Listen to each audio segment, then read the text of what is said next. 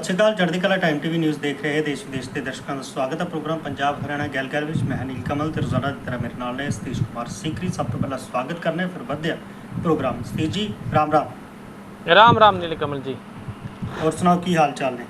बस ठीक ठाक है नील कमल जी। और आज जो है बरसात का मौसम है, बरसात का अलर्ट है और जो है हरियाणा से लेकर पंजाब और चंडीगढ़ तक जो है पूरे चिट रोड बेल्ट पे बरसात है और सारी जगह जो है आज जाम की स्थिति जो है वो बनी रही। और भाई जिन लोगों को जरूरी काम हो वही घर से बाहर निकले, क्योंकि जो है ना वैसे भी चलो आज एक बात दूसरी है ना, सोमवार का दिन है तो लोग जो अपनी ड्यूटी और कामों के लिए बाहर निकलते हैं तो जाम की स्थिति बनी रहती है चंडीगढ़ में और आसपास जो है आज जाम की स्थिति रही है। ये तो एक जानकारी थी नील कमल जी। एक जानकारी मैं आपको साझी जरूर करना चाहूँगा हरियाणा में शिक्षा विभाग की।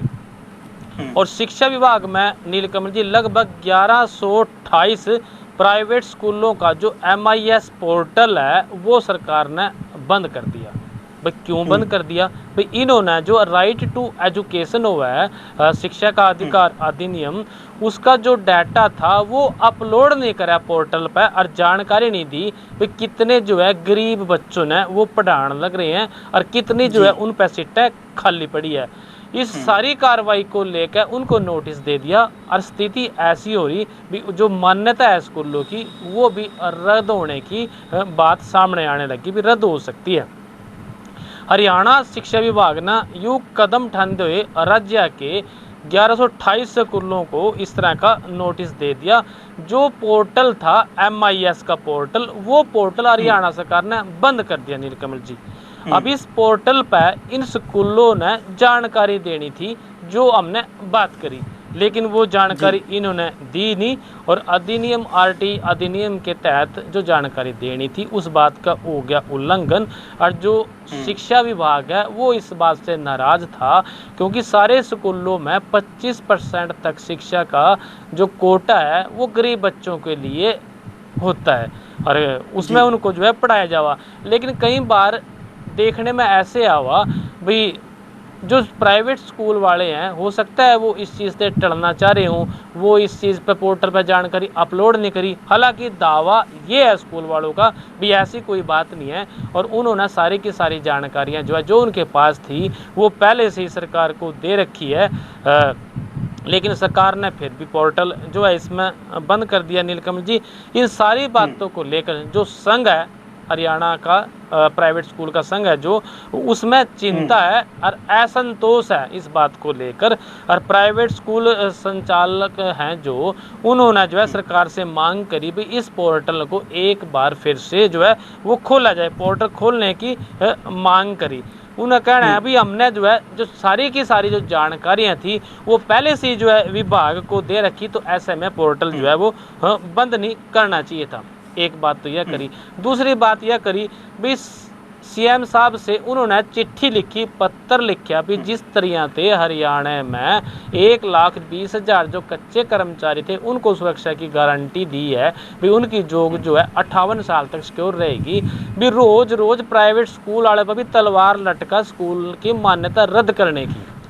अब भाई हमें भी कोई ऐसी सुरक्षा की गारंटी दी जाए भी जो हमारी मान्यता की तलवार है ये हमारे पर रोज रोज ना लटका। पत्र लिखा इस बात की जो है मांग करी उन्होंने।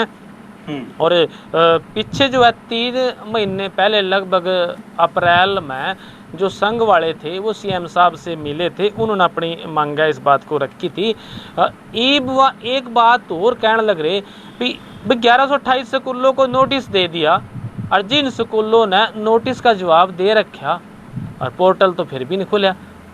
जवाब हमने दे दिया स्कूलों ने जो हमारे को नोटिस भेजा था उसके बाद भी जो है खुला नहीं, तो इस बात से ये स्कूल संचालक जो है वो नाराज आए और CM नायब सैनी से सुरक्षा की गारंटी की मांग करें भी जिस तरह आप कोरोना गारंटी दे रहे हो तो हमने भी जो है इस बात की जो है गारंटी दो।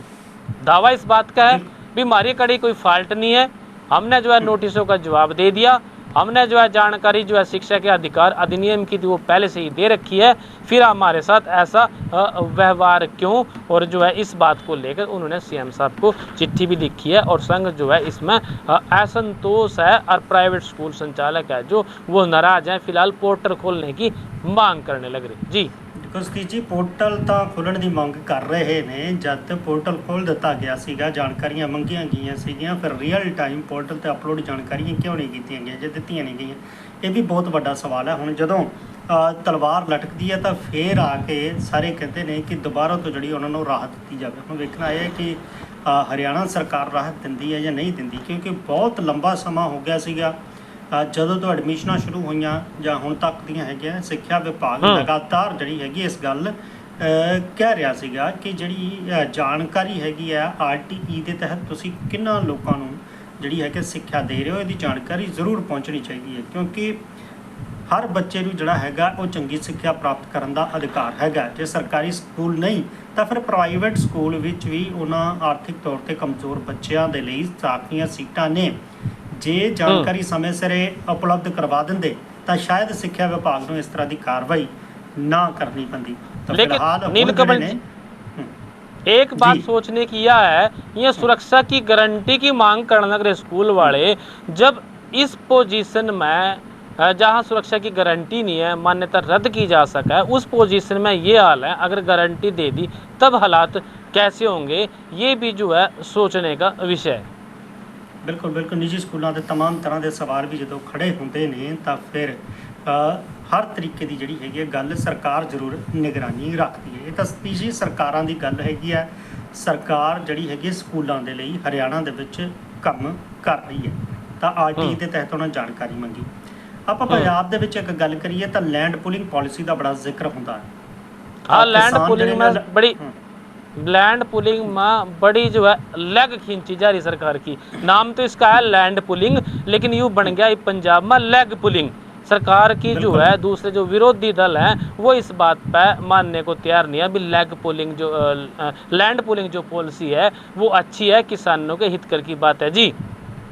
बिल्कुल किसानों के हित की गल मनन नूं तैयार नहीं है। तो अजिहे दे विच बीते दिनी असी खबर इनसाइड दे विच भी जिक्र किया सीगा। सीनियर रेजिडेंट एडिटर ने जिहड़े उन्होंने कहा कि हुण सरकार लैंड पुलिंग पॉलिसी तो हथ खिंचदी नज़र आ रही है। कुछ जिहड़े इलाके ने जे कहिए मोहाली या होर अर्बन उन्हां दे उत्ते जरूर उन्हां दी नज़र हैगी है। पहला शनिवार को जिक्र किया था, बिल्कुल 60,000 एकड़ की जिहड़ी गल हैगी है ਉਹਦੇ ਤੇ ਨਜ਼ਰ ਸੀਗੀ, ਪਰ ਹੁਣ ਉਹਦੇ ਤੋਂ ਕੁਝ ਸੀਮਤ ਥਾਵਾਂ ਦੇ ਵੱਲ ਜਿਹੜੀ ਹੈਗੀ ਸਰਕਾਰ ਕਹਿ ਰਹੀ ਹੈ ਕਿ ਉੱਥੇ ਲੈਂਡ ਪੁਲਿੰਗ ਪੋਲਿਸੀ ਦੇ ਤਹਿਤ ਅਰਬਨ ਸਟੇਟ ਡਿਵੈਲਪ ਕੀਤੇ ਜਾਣਗੇ, ਜਿੱਥੇ ਸਰਕਾਰ ਜਿੱਥੇ ਕਿ ਕਿਸਾਨਾਂ ਨੇ ਆਲਰੇਡੀ ਆਪਣੀ ਜ਼ਮੀਨ ਦੇਣ ਦੇ ਲਈ ਸਹਿਮਤੀ ਦੇ ਦਿੱਤੀ ਹੈ। ਪਰ ਇਹ ਸਭ ਦੇ ਵਿਚਾਲੇ ਕਹੀਏ ਤਾਂ ਸਰਕਾਰ ਤਾਂ ਸਹੀ ਦੱਸ ਰਹੀ ਹੈ, ਪਰ ਇਸ ਵਾਰ ਸਰਕਾਰ ਦੇ ਆਪਣੇ ਹੀ ਕੁਝ ਲੋਕ ਵੀ ਇਸ ਪੋਲਿਸੀ ਦੇ ਤੋਂ ਨਾਰਾਜ਼ ਜਿਹੜੇ ਨੇ ਉਹ ਨਜ਼ਰ ਆ ਰਹੇ ਨੇ। ਜੇ ਕਹੀਏ ਤਾਂ ਮੋਗਾ ਤੋਂ ਯੋਜਨਾ ਬੋਰਡ ਦੇ ਇੱਕ ਚੇਅਰਮੈਨ ਨੇ, ਜ਼ਿਲ੍ਹਾ ਯੋਜਨਾ ਬੋਰਡ ਦੇ ਹਰਮਨ ਸਿੰਘ ਬਰਾੜ, ਉਹਨਾਂ ਨੇ ਵੀ ਲੈਂਡ ਪੁਲਿੰਗ ਪੋਲਿਸੀ ਦੇ ਕਹਿੰਦੇ ਕਿ ਵਿਰੋਧ ਦੇ ਵਿੱਚ ਆਪਣਾ ਜਿਹੜਾ ਹੈਗਾ ਅਸਤੀਫਾ ਦੇ ਦਿੱਤਾ। ਉਹਨਾਂ ਨੇ ਅਸਤੀਫਾ ਦਿੱਤਾ ਹੈ। ਜੋ ਮੀਡੀਆ 'ਚ ਖਬਰਾਂ ਨੇ ਉਹਨਾਂ ਹਰਮਨ ਬਰਾੜ ਦਾ ਇਹ ਕਹਿਣਾ ਹੈ ਕਿ ਉਹ ਸੱਚ ਦੇ ਨਾਲ ਖੜੇ ਨੇ। ਤੇ ਸੱਚ ਕੀ ਹੈ? ਸੱਚ ਕੀ ਹੁਣ ਉਹ ਹੈ ਜੋ ਕਿਸਾਨ ਕਹਿ ਰਹੇ ਨੇ, ਜਾਂ ਸੱਚ ਉਹ ਹੈ ਜਿਹੜੀ ਸਰਕਾਰ ਕਹਿ ਰਹੀ ਹੈ? ਸਰਕਾਰ ਤੇ ਤਾਂ ਕਿਸਾਨ ਖਿਲਾਫ ਹੈਗੇ ਨੇ ਬਹੁਤ ਸਾਰੇ। ਉਹਨਾਂ ਨੇ ਆਪਣੇ पोस्ट सोशल मीडिया अकाउंट ਤੇ ਇਹ ਲਿਖਿਆ ਕਿ ਮੈਂ ਲੈਂਡ ਪੁਲਿੰਗ ਪੋਲਿਸੀ ਨਾਲ ਸਹਿਮਤ ਨਹੀਂ। ਮਤਲਬ ਕਿ ਆਪਣੀ ਹੀ ਸਰਕਾਰ ਦੇ ਵਿੱਚ ਜ਼ਿਲ੍ਹਾ ਯੋਜਨਾ ਬੋਰਡ ਦੇ ਚੇਅਰਮੈਨ ਸਰਕਾਰ ਵੱਲੋਂ ਲਾਏ ਹੋਏ ਉਹੀ ਜਿਹੜੇ ਹੈਗੇ ਨੇ ਲੈਂਡ ਪੁਲਿੰਗ ਪੋਲਿਸੀ ਤੋਂ ਸਹਿਮਤ ਨਹੀਂ, ਤੇ ਉਹਨਾਂ ਨੇ ਜਿਹੜਾ ਹੈਗਾ ਇਸ ਤੋਂ ਇਸਤੀਫਾ ਦੇ ਦਿੱਤਾ। ਉਹਨਾਂ ਕਿਹਾ ਕਿ ਕਿਸਾਨੀ ਇੱਕ ਕਿੱਤਾ ਨਹੀਂ ਬਲਕਿ ਜ਼ਿੰਦਗੀ ਜਿਉਣ ਦਾ ਦੀ ਜਾਂਚ ਹੈ। ਉਹਨਾਂ ਨੇ ਇਸੇ ਕਰਕੇ ਇਸਤੀਫਾ ਦਿੱਤਾ। ਤਾਂ ਇਹ ਇਸਤੀਫਾ ਵੀ ਬੜੇ ਜਿਹੜੇ ਨੇ ਉਹ ਸਵਾਲ ਖੜੇ ਕਰ ਰਿਹਾ। ਤਾਂ ਇਹ ਵੀ ਕਹਿ ਰਹੇ ਨੇ ਕਿ ਪੰਜਾਬੀਆਂ ਵੱਲੋਂ ਆਮ ਆਦਮੀ ਪਾਰਟੀ ਦੇ ਉੱਤੇ ਵਿਸ਼ਵਾਸ ਕੀਤਾ ਗਿਆ ਸੀਗਾ। ਇਸ ਪੋਲਿਸੀ ਦੇ ਜ਼ਰੀਏ ਪੰਜਾਬੀਆਂ ਦਾ ਵਿਸ਼ਵਾਸ ਜਿਹੜਾ ਹੈਗਾ ਉਹ ਨਾ ਟੁੱਟਣ ਦਿਓ। ਤਾਂ ਇਹਦੇ ਵਿੱਚ ਜਿਹੜਾ ਹੈਗਾ ਹੁਣ ਸਰਕਾਰ ਕਿੰਨੇ ਕੁ ਤਰੀਕੇ ਨਾਲ ਪਿੱਛੇ ਹਟਦੀ ਹੈ ਇਹ ਵੀ ਵੇਖਣਾ ਜਿਹੜਾ ਹੈਗਾ ਉਹ ਜ਼ਰੂਰੀ ਹੈਗਾ। ਇਹ ਜ਼ਮੀਨਾਂ ਦੀ ਗੱਲ ਹੈਗੀ ਹੈ। ਵਿਰੋਧੀ ਧਿਰ ਇਸ ਨੂੰ ਲੈ ਕੇ ਸਿੱਧੇ ਸਰਕਾਰ ਤੇ ਹਮਲਾਵਰ ਨੇ, ਤੇ ਇਸ ਇਸਤੀਫੇ ਤੋਂ ਬਾਅਦ ਵੀ ਜਿਹੜੇ ਨੇ ਬਹੁਤ ਸਾਰੇ ਸਵਾਲ ਚੁੱਕੇ ਜਾ ਰਹੇ। ਲੈਂਡ ਦੀ ਗੱਲ ਹੈ, ਜ਼ਮੀਨ ਦੀ ਗੱਲ ਹੈ, ਪੰਜਾਬ 'ਚ ਇਹ ਕੁਝ ਹੋ ਰਿਹਾ। ਪਰ ਹਰਿਆਣਾ ਦੇ ਵਿੱਚ ਜੇ ਕਹੀਏ ਤਾਂ ਸਤੀਸ਼ ਜੀ ਰੇਟ ਕਲੈਕਟਰ ਰੇਟ ਵਧਣ ਦੀ ਆਪਾਂ ਗੱਲ ਕਰ ਰਹੇ ਸੀਗੇ। ਅੱਜ ਜਿਹੜੇ ਹੈਗੇ 50% ਤੋਂ ਵੱਧ ਜਿਹੜੇ ਆ ਕਲੈਕਟਰ ਰੇਟ, ਉਹ 50% ਤੱਕ ਤੇ ਕਲੈਕਟਰ ਰੇਟ ਵੱਧ ਗਏ ਨੇ। ਜ਼ਮੀਨਾਂ ਦਾ ਕੀ ਹਾਲ ਹੈਗਾ, ਕਿੰਨਾ ਕੁ ਜਿਹੜਾ ਹੈਗਾ ਜ਼ਮੀਨਾਂ ਦੇ रेट ਵਧਣਗੇ ਤੇ असर की पिया है? बिल्कुल नीलकमल जी, हरियाणा में ईब जो है 1 अगस्त से जो कलेक्टर के रेट है वह बढ़ गए और वे जो है 10% से लेकर 50% तक बढ़ गए हैं।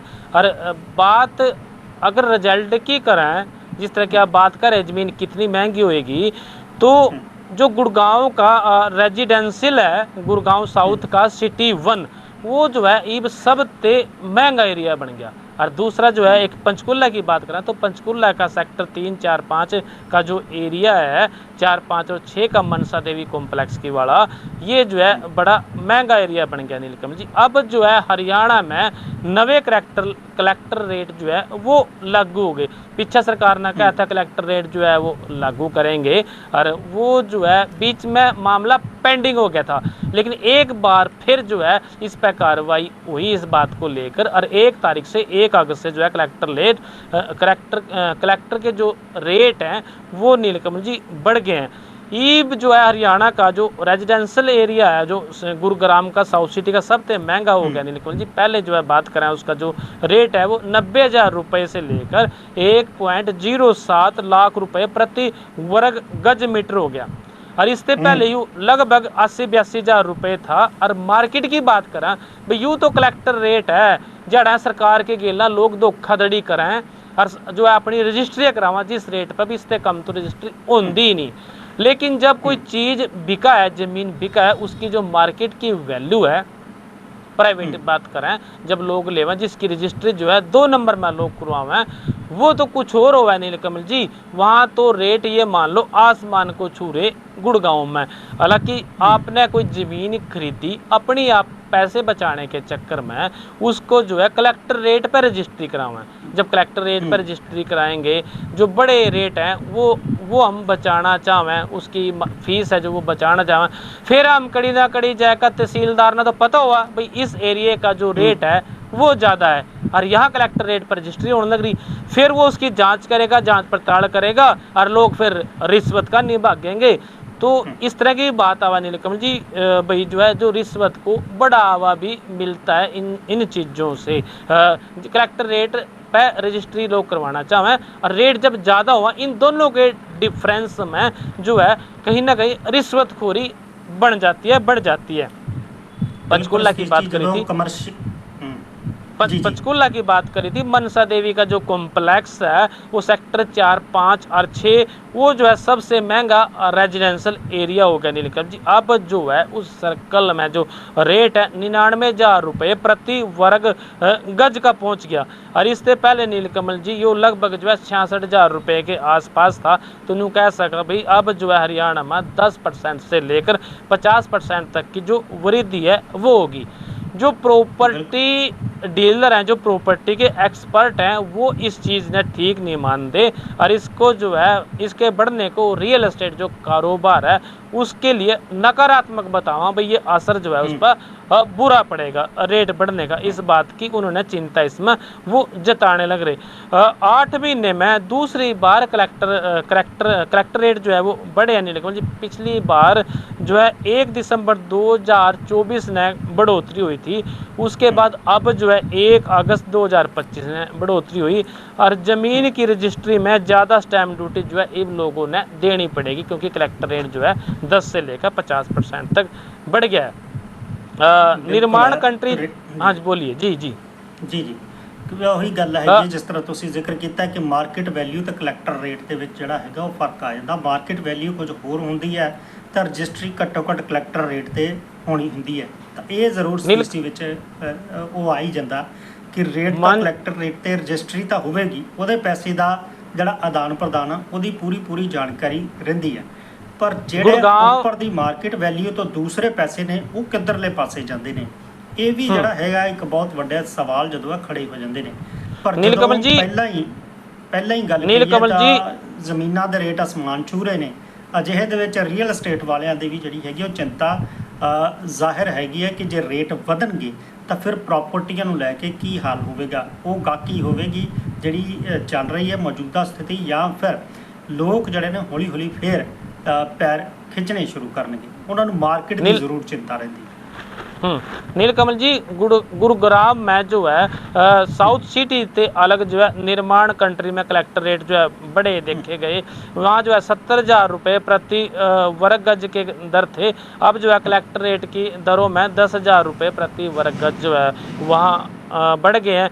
मिलेनियम सिटी के जो है 42, जिसमें DLF कैमोलीराज जैसे लग्जरी जो विकास और गोल्फ कोर्स रोड पर हैं, वहाँ जो संपत्तियाँ शामिल हैं, इन सब में जो है इसका कलेक्टर रेट अब जो है 79,000 रुपये 79,990 रुपये जो है वो प्रति वर्ग गज हो गया।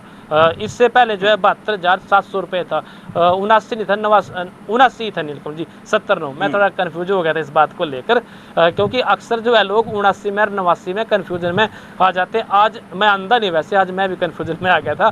तो DLF 2 और 3 में अगर बात करें तो 66,000 रुपये से लेकर अब जो है वो 72,000 रुपये का इसका रेट जो है वो बढ़ गया। यूँ कह सका भी अब जो है अगर पूरे की पूरी खबर इसकी हम चर्चा करें तो बहुत बड़ी बात हो जाएगी। सीधे और मोटे शब्दों में हरियाणा में जो है कलेक्टर रेट में 10 से 50% तक की वृद्धि होगी। गुड़गांव की ज़मीन पहले भी महंगी थी और अब जो है और जो है उसमें रेट बढ़ गए। रजिस्ट्री करवाने के टाइम में दूसरा नंबर आ गया अब ये पंचकूला का। जी ਬਿਲਕੁਲ, ਪੰਚਕੂਲਾ ਤੇ ਗੁਰੂਗ੍ਰਾਮ ਦੇ ਵਿੱਚ ਵੀ ਜਿਹੜਾ ਹੈਗਾ ਬਹੁਤ ਵੱਡੇ ਪੱਧਰ ਤੇ ਜਿਹੜੀ ਹੈ ਜ਼ਮੀਨਾਂ ਮਹਿੰਗੀਆਂ ਹੋ ਗਈਆਂ ਕਲੈਕਟਰ ਰੇਟ ਦੇ ਹਿਸਾਬ ਦੇ ਨਾਲ। ਫਿਲਹਾਲ ਪ੍ਰੋਗਰਾਮ ਚ ਵੇਲਾ ਇਸ ਵੇਲੇ नीलकमल जी, तर्क है इसके पीछे, बात पूरी कर दूं। CM का तर्क है कलेक्टर रेट बढ़ाने का। अभी किसानों की मांग थी, किसान जो है कलेक्टर रेट बढ़ाना चाहो। हरियाणा के जो नए कलेक्टर रेट पर CM नायब सैनी ने पंचकूला में मीडिया से बातचीत करते यह बात कही थी, कहा कि विपक्ष के पास तो कोई मुद्दा बचा को नहीं, हमने कलेक्टर रेट का सही सिस्टम कराया।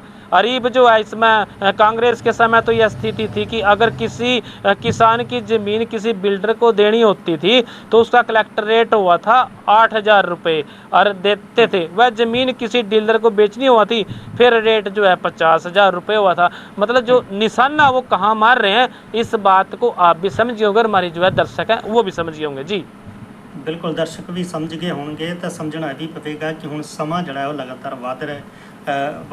ਤੁਹਾਡੇ ਤੋਂ ਇਜਾਜ਼ਤ ਲੈਣ ਦਾ ਸਮਾਂ ਹੋ ਚੱਲਿਆ। ਫਿਰ ਮਿਲਾਂਗੇ ਇਸੇ ਪ੍ਰੋਗਰਾਮ ਦੇ ਵਿੱਚ। ਤਦ ਤੱਕ ਲਈ ਮੈਨੂੰ ਤੇ ਸਤੀਸ਼ ਕੁਮਾਰ ਸੀਕਰੀ ਨੂੰ ਤੁਸੀਂ ਦਿਓ ਇਜਾਜ਼ਤ। ਤੁਸੀਂ ਬਣੇ ਰਹੋ ਚੜ੍ਹਦੀ ਕਲਾ ਟਾਈਮ TV ਦੇ ਨਾਲ। ਧੰਨਵਾਦ। राम राम।